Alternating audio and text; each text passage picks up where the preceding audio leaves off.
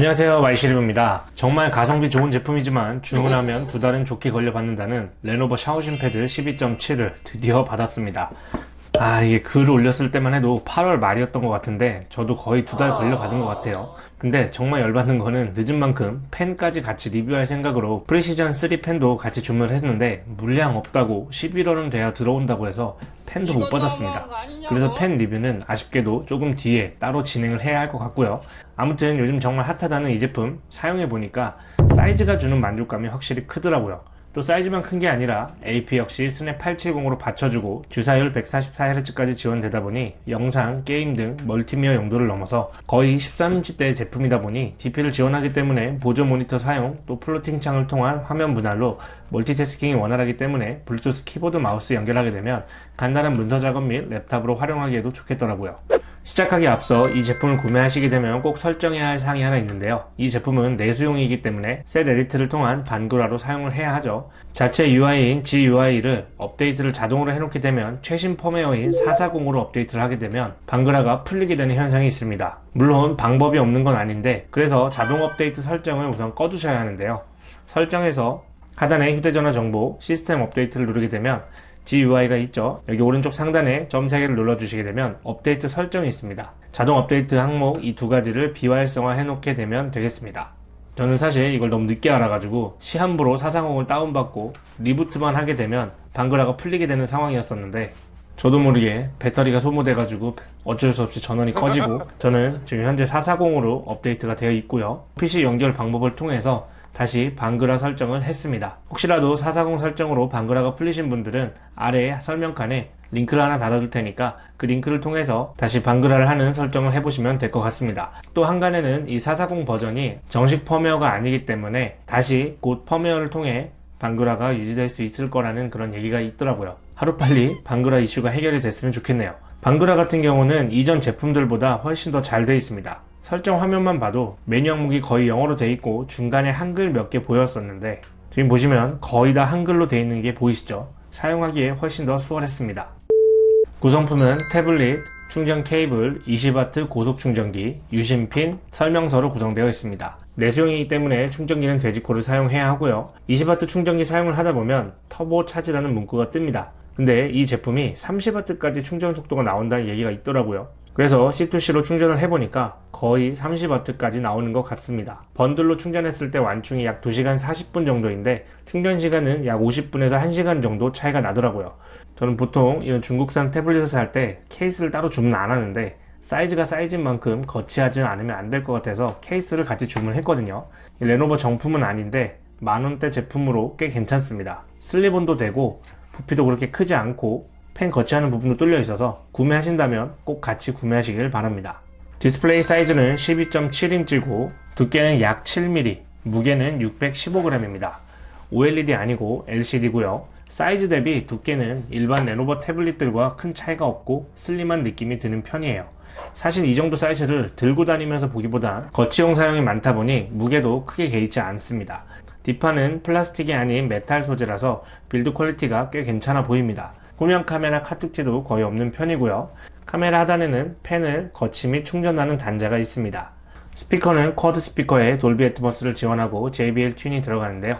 스피커 성능은 개인적으로 만족스럽습니다. 우선 볼륨이 큰 편이고 저음이 꽤 받쳐주는 소리라서 태블릿 자체 영상 감상할 때 사운드로는 아쉬운 부분 딱히 못 느꼈거든요. 사운드는 한번 들어보겠습니다. 짧게 하라고 해서 짧게 한 건데. 전됐으면 그러지 않아? 말이.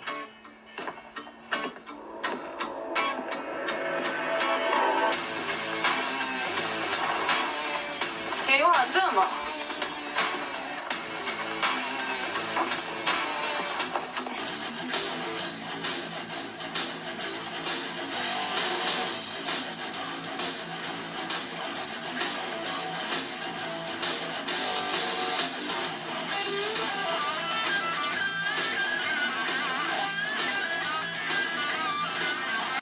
카메라가 보통 후면 카메라가 화소가 높은 게 일반적인데 신기하게 전면 1300만, 후면 800만입니다. 이런 태블릿으로 딱히 카메라를 사용할 일이 없는 걸 아는 거죠. 오히려 영상통화나 회의 같은 걸 주로 활용할 테니 전면 카메라 화소가 높은 건 좀 더 효율적인 것 같습니다. 영상 촬영은 4K 30p까지 가능하네요. 근데 전면 카메라라는 거요. 이 제품은 영상기로 활용이 가장 클 텐데요. OTT 플랫폼은 와이드바인 L1으로 FHD로 거의 볼 수 있습니다. 해상도는 2944x 1840이고요. P3 생력에 주사율은 최대 144Hz까지 지원을 합니다. 디스플레이 설정에 들어가게 되면 가변 주사율 사용과 144, 120, 60Hz 설정을 할 수가 있습니다. 텍스트 사용이나 FPS 게임 시에는 확실히 주사율 바를 받더라고요.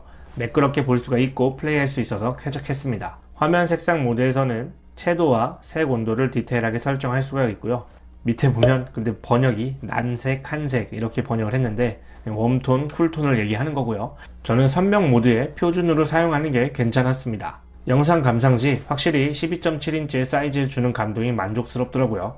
디스플레이는 역시 거거익선인 게 맞는 것 같습니다. 근데 좀 아쉬운 게 밝기와 시야각인데 최대 밝기를 해놔도 이전 레노버 제품들을 사용했을 때랑 비교해보면 유독 조금 밝기가 어두운 게 느껴집니다.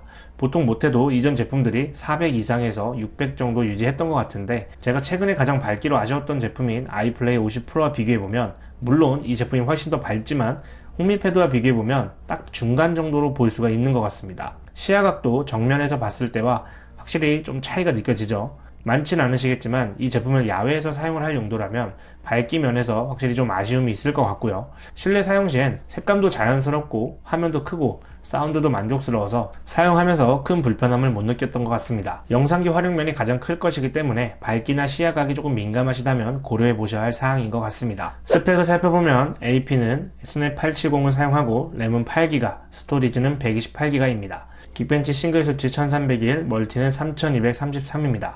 아직까진 그래도 870은 준 플래그십에 속하기 때문에 이 정도면 빠릿하게 돌리고는 남죠. 사용해 보면서도 느끼는 게 빠릿하고 쾌적하게 사용이 가능해서 단순 영상기로만 사용하기에는 아까운 스펙이라 범용적으로 사용하기에 좋았습니다. 배터리는 1200A로 유튜브 영상 재생 시 6시간 정도 사용이 가능했습니다. 근데 좀 아이러닉한 게 배터리 용량이 적은 편이 아닌데 생각보다 좀 빨리 닳더라고요. 그래서 이게 12.7인치인 사이즈 때문에 그럴까 싶었지만 이전 모델 레노버 202 12.6인치도 같은 AP에 사이즈도 비슷하고 배터리 용량도 같은데 그 제품은 8시간 이상 사용이 가능했던 걸로 알거든요. 2번 정도 테스트를 해봤는데 6시간이 안 돼서 전원이 꺼지더라고요.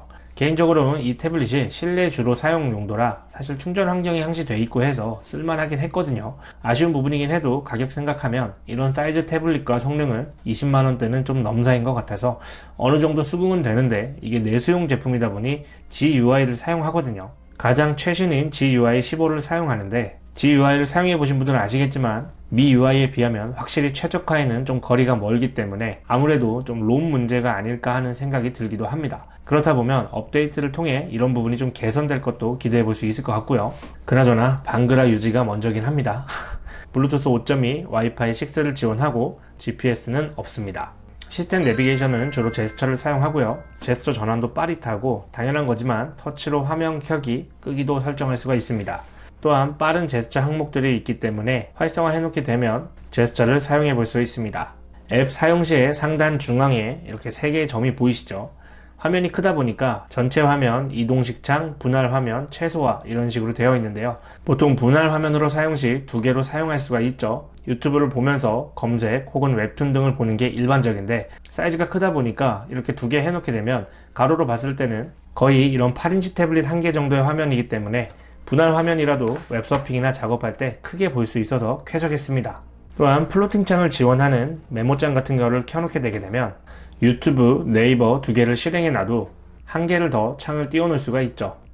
꼭 전용 키보드가 아니더라도 블루투스 키보드 연결 및 마우스를 사용하게 되면 멀티태스킹 확장성이 생산적인 활동하는 데 있어서 괜찮을 것 같습니다. 또한 4K 60p까지 DP를 지원하기 때문에 보조 모니터 사용 및 태블릿 화면을 다양한 설정을 통해 활용할 수가 있습니다. 설정에 더 많은 연결, 프로젝션을 들어가게 되면 이런 식으로 미러 모드, 확장 모드, 모니터 배치를 여러 가지를 통해 사용할 수가 있는데요. 랩탑만큼은 아니더라도 간단한 작업 및 사무 용도로 확장성이 괜찮을 것 같습니다. 웹서핑이나 텍스트를 많이 볼 때에는 고주사율 지원으로 매끄럽게 볼 수가 있었고 눈 보호 모드와 읽기 모드 같은 걸 통해 장시간 텍스트를 볼 때 사용하는 것도 괜찮았습니다. 스냅 870이고 와이파이 6 지원으로 창 뜨는 것도 빠릿하고 앱 실행이나 이런 것들도 전혀 무리가 없죠. 웹툰 볼 때도 커서 좋긴 한데 확실히 타이핑을 할 때나 오래 이렇게 들고 보려고 하면 좀 빡세긴 합니다. 오히려 웹서핑용으로는 손에도 들어오는 8인치나 10인치대 제품이 손이 가긴 해서 블루투스 마우스를 연결해서 거치해놓고 볼 거 아니라고 한다면 자주 들고 보는 용도로 사용은 잘 안 하게 되더라고요. 게임 같은 경우도 앞서 말씀드린 대로 조작하기에 너무 큽니다. 무겁기도 하고 조작하기가 수월치 않아서 오랫동안 게임을 하기가 쉽지 않더라고요. 그래서 이런 콘솔을 연결해서 사용하는 게 낫기도 하고 에뮬 게임 같은 거는 화면도 커서 재밌게 해볼 수가 있었습니다. 또 870 정도면 사실 웬만한 모바일 게임들은 다 돌아가서 대략적으로 게임 성능은 아실 것 같고요. 간단히 몇 가지 플레이하는 모습을 보도록 하겠습니다.